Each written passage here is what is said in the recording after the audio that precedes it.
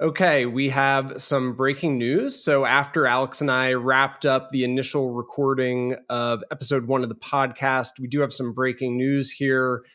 On Thursday night, Thermo Fisher and Ultima both announced that the UK Biobank Pharma Proteomics project selected Thermo Fisher's Olink Explore platform and Ultima, the UG100 system, for what is going to be the world's largest human proteome study. The opinions expressed in this podcast are solely those of the podcasters and do not necessarily reflect the views of any organization or the podcasters' employers. This podcast and all content presented is provided for informational purposes only.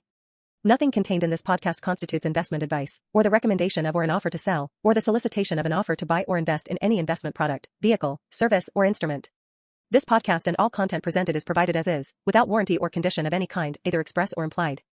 Alex Dickinson and Jack Meehan do not have ownership in the stock of any company described in this discussion. Just a couple of facts on the study. It's going to be up to 600,000 samples. They're going to start with 300,000 samples with staggered data releases in 2026, a full data set in 2027.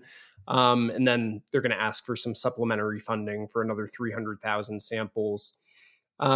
It's my understanding that this came after a competitive technology evaluation process between Ultima and I'm sure Illumina and other companies. And I'm sure for Olink, maybe there was some competition there as well on the proteomics side. And look, I think that this is a really, nice validation for Olink. It's a nice win for Ultima as well. It's tough to say that this is going to be really material for Thermo Fisher.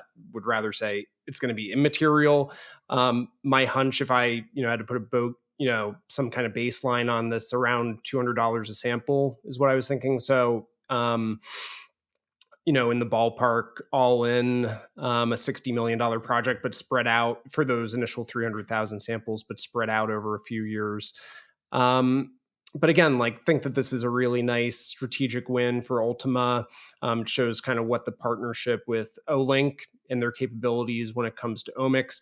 And Alex thought this would be a good way to bring it over to you. This theme of multiomics has been huge for the life science tools and diagnostics industry. It feels like you kind of see in some of the funding data just more and more shift from genomics to proteomics and other things. It'd be great to get your thoughts on this. Sure. Thanks, Jack. The DNA market, as we know, the sequencing market is getting pretty mature, right? And there's increasing competition. And in Illumina's case, the interest is largely in competition coming from both Element, who's got the commercial traction, and Ultima, who's a bit of the later dark horse. And I myself have been technically skeptical around Ultima, and I think this proves that I was completely wrong. A combination of Thermo and Olink are super smart on sequencing. And the irony of this is Olink, which Thermo just bought, uses Illumina sequencing as its standard. It's the back end. Olink sort of, if you will, processes proteins, converts them into DNA, and passes them on traditionally to Illumina DNA sequencing. So this deal is kind of a slap in the face, frankly, to Illumina because of that. Now you could go, well, that's kind of a normal bias maybe because Thermo bought Olink. Thermo competes with Illumina, so they don't want to use Illumina sequencing. I don't know. But it sounds like this, as you said, was a real bake-off by smart people at the UK Biobank and other places. And then the other thing is, that this whole deal is financed by 13 or 14 pharma companies, right? And so they're looking into this. They're thinking, for reasons we'll talk about in a minute, how important proteomics is. And they're seeing that this first big program, this big population sequencing program, has gone to the combination of Olink and Ultima. So I think, especially since obviously Jacob has to stand up and do question time next week at JPM, he's probably going to get maybe some tough questions around what's going on here. And last but not least, on the competitive issue, Illumina has a partnership with Standard BioTools SomaLogic technology to do proteomics. And so in some ways, it's a double loss. And SomaLogic, Standard BioTools stock was down this morning. Just quickly, because I know this is just a quick update, proteomics I'm super excited about. The way I think about it as a non-biologist is that, we're focused on DNA sequencing, but it is such a small part of the picture. And I'm going to give you an analogy, which our producer Justin may want to cut out because it may be too crazy. But anyone that's seen the science fiction movie Jodie Foster and Contact, 1997, great movie. A couple of spoilers ahead. They've got a big radio telescope and they're looking for extraterrestrial life, and they hear some, buzzes and hisses, a little like the old modems, and they realize that it's data. And they start downloading the data, and they don't know what it is, right? But it's a huge amount of data, and they download it, and then they go, well, this is a blueprint for something that they didn't understand. Let's build it, and it turned out to be a time-space warping spaceship, right? And I know this is a stretch, but you can somehow think of the DNA sequence like that. We got all excited about it. It's 6 billion bases, right? It's a huge amount of information, and we thought if we just had that in hand, we'd understand how everything worked. But it's a little like humans getting this data from space. They didn't know what they were building till they built it. And so the next phase in this whole thing is proteomics, because proteomics is let's call it the system and the subsystems that build cells and send signals through the body. It's not just the plan, but it's the construction. And so I'm super excited about proteomics. And then in parallel with that, we have these large language models that turn out to be an amazing way to work with proteomes.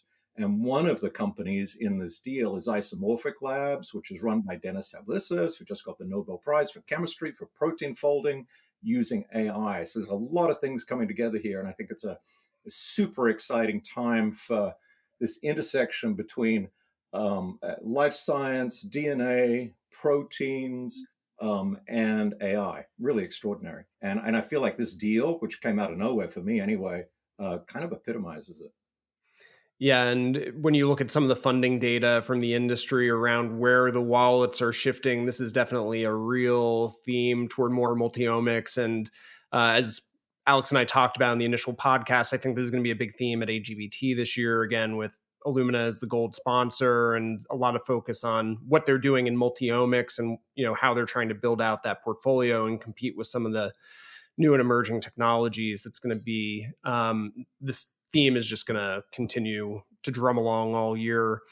Yeah, and between Thermo and Ultima, I feel like we've been looking at these tea leaves over time. I was just reminded that Thermo Fisher, their former COO, Mark Stevenson, actually joined Ultima's board back in May of last year. Great point. So I'm sure that this is something that's been in the works for a while, and to come to a conclusion to actually win a program like this, I think it's again, it's really validating for both Ultima and Olink.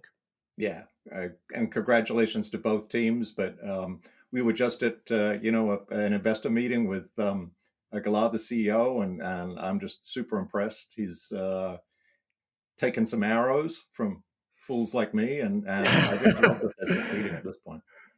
Sounds good. Well, maybe we'll continue the conversation with Gilad on here sometime soon. But yeah, thanks for breaking in with some news here. Thanks, man.